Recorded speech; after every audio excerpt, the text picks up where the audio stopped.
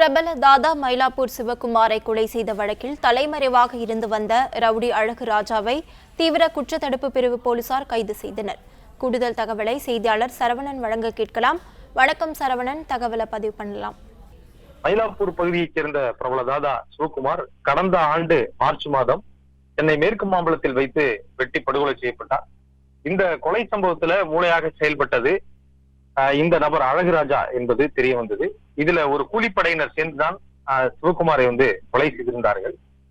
அழகுராஜாவினுடைய தந்தை தோட்டம் சேகர் 1997 சிவகுமாரால் கொலை செய்யப்பட்டார். இதுல 20 வருடங்கள் கழித்து, அப்போது சிறுவனாக இருந்த அழகுராஜா 20 வருடங்கள் காத்திருந்து மயிலாப்பூர் சிவாவை வெட்டி கொலை செய்தார். இதற்கு முன்பும் கூட ஒரு சில முறை அவரை கொலை செய்வதற்கு முயன்றிருக்கிறார். இந்த சம்பவங்கள் தொடர்பாகவும் காவல்துறையில வழக்கு இருக்கிறது. குறிப்பாக நாட்டு வெடிகுண்டு வீசி கொல்ல முயன்ற வழக்கம் பதிவு செய்யப்பட்டிருக்கிறது. இது மட்டும் இல்லாமல் அழகுராஜா மீது கொலை முயற்சி வழக்குகளும் வழிவிரி வழக்குகளும் இது போன்ற வழக்குகளும் ஏற்கனவே காவல்துறையில இருப்பதனால சரித்திர பதிவேட்டு குற்றவாளிகள் பட்டியலில் வைக்கப்பட்டிருந்தார். இந்த கொலை சம்பவம் தொடர்பாக கடந்த ஆண்டு நடந்த கொலை சம்பவம் தொடர்பாக கூலிப்படையினர் எல்லாம் கைது செய்த பிறகும் தொடர்ந்து அழகுராஜா தலைமறைவாக இருந்து வந்த நிலையில் ரவுடிகளை பிடிப்பதற்காக அமைக்கப்பட்ட தீவிர குற்றத்தடுப்பு பிரிவு காவல்துறையினர் அழகுராஜாவை தற்பொழுது கைது செய்திருக்கிறார்கள்.